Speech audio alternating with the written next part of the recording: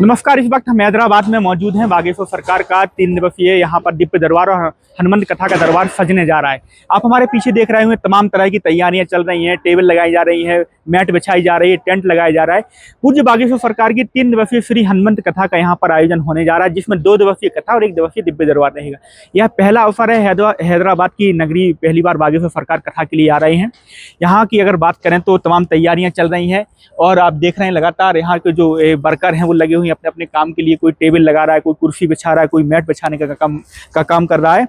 आपको बता दें कि साउथ इंडिया का इस समय बागेश्वर सरकार लगातार दौरा कर रहे हैं, अलग अलग जगहों पर उनका कार्यक्रम हो रहा है। इसके पहले अगर बात करें तो अपने आंध्र प्रदेश के तिरुपति धाम में भी उनके द्वारा 3 दिवसीय ऊर्जा संचय समागम संपन्न करवाया गया। उसके बाद अब हैदराबाद की जो धरती है इसको भाग्यनगर भी कहा जाता है। कहा जाए तो भाग्यनगर की जो धरती है यहाँ पर 3 दिनों के लिए पूज्य बागेश्वर सरकार आएंगे। यह पहला अवसर है कि हैदराबाद की भूमि पर पहली बार वो कथा करने के लिए आ रहे हैं।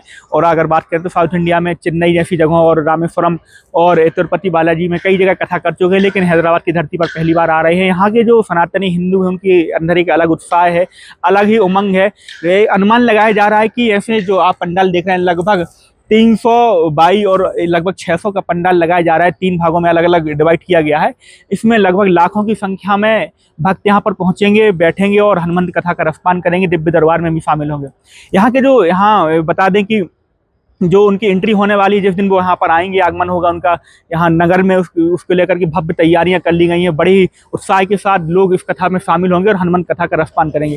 तो तैयारियां लगातार चल रही हैं। अभी कथा के लिए लगभग 3 दिन शेष रह गया है, उसको लेकर के तैयारियां चल रही हैं। आप देख रहे हैं ऊपर रंग बिरंगे जो पर्दे उनसे सजाया गया, पूरे पंखे लगाए गए हैं। तमाम तरह की व्यवस्था उन भक्तों के लिए की गई है, श्रद्धालुओं के लिए की गई हैं, जिनके यहाँ पर जो पहुंचेंगे वो कथा का रसपान करेंगे।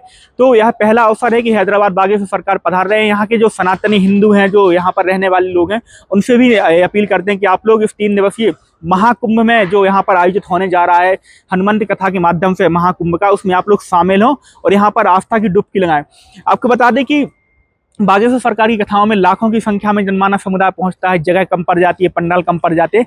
ऐसा ही दृश्य अब हैदराबाद में देखने को मिलने वाला है, क्योंकि जो आयोजक हैं अग्रवाल जी है, अंजनी कुमार अग्रवाल जी है, उनके द्वारा यह आयोजन करवाया जा रहा है। तमाम तरह की उनकी द्वारा यह तैयारी करवाई जा रही है। उनकी जो कमेटी है, जो उनकी समिति के सदस्य हैं, उनके द्वारा पिछले कई महीनों से इस आयोजन को लेकर तैयारियां की जा रही थी। अब तैयारियां अंतिम चरणों पर हैं और पूज्य सरकार यहाँ से सनातनियों को संदेश देंगे, जगाने का काम जो अपनी कथाओं के माध्यम से करते हैं वो भी करेंगे। और एक अलग ही उमंग उत्साह यहाँ पर लोगों के अंदर देखने को मिल रहा है, क्योंकि पहला नगर आगमन है और सनातनियों के अंदर एक अलग ही उत्साह उबाल है उनके स्वागत के लिए।